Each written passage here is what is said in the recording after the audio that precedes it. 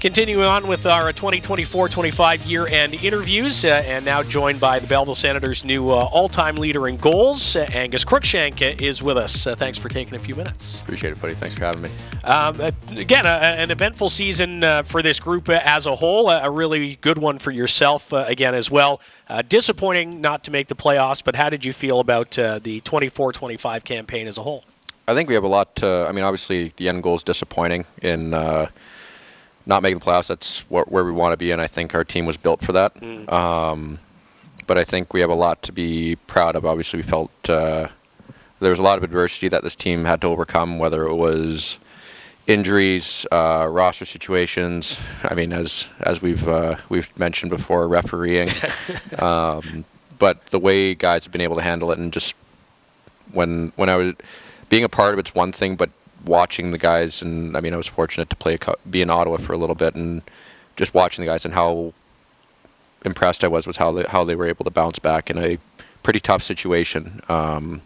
So it was a pleasure to be with these guys, and it was a good year. Yeah, you did get 8 games up in Ottawa, not quite as many as last season, but how was that experience, and did you feel any different, I suppose, compared to getting up there last year and making a debut? Yeah, I think you're a little more used to kind of the pace and the level of execution required, I think. The adrenaline's still pumping. It's the NHL. You want to be there full time. It's your dream to play there. But it was good. I thought I proved myself that I'm an everyday NHLer. Could play different roles, whatever you need me to do, kind of thing. So, at the end of the day, thought I showed that, and that's all I can kind of hang my hat on. A third consecutive 20-goal season here in the AHL as well, which is no small feat. What were the keys to, I guess, that consistency for you this year and getting into 62 games with this team? Yeah, I think just, from a health standpoint, just making sure I'm doing my routine, staying dialed, and, whenever I need treatment, getting treatment, that sort of stuff. But I don't know, when it comes to goals, don't get me wrong, I think it's the greatest feeling in the world, scoring a goal. Yeah. But I think just kind of not knowing what works in this league kind of thing. That's kind of one thing you have to figure out with every level that you move with, whether it's junior to college to AHL, AHL to NHL kind of thing. Certain things work, certain things don't. So just kind of figuring out what's worked for me, and then just trying to sprinkle a couple things else, and just always trying to be better.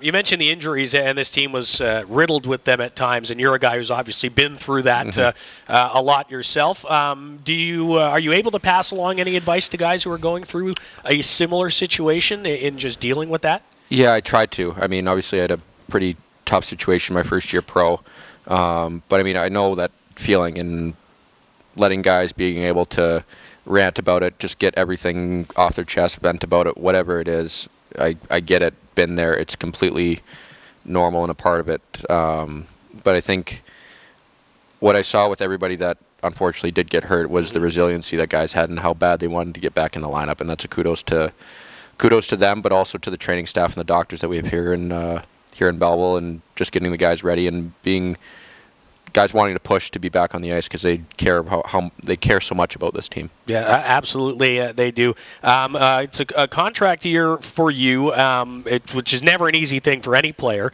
How do you kind of approach the summer here, and what's to come for you, I suppose?